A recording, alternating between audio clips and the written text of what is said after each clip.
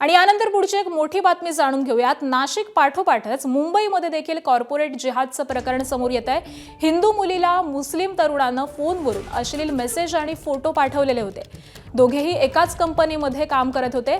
तर आगरीपाडा पोलिसांकडून अशरफ नावाच्या तरुणाला या प्रकरणी अटक करण्यात आलेली आहे। अशरफनं लॉजवरती चल म्हटल्याचा तरुणीनं दावा केलेला होता।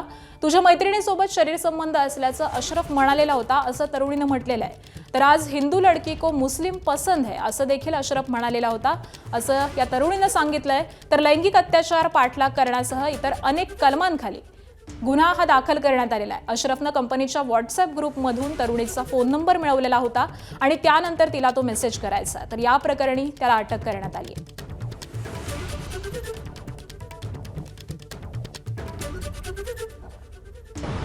माझ्या मुलीबरोबर हे प्रकरण घडलेलं आहे।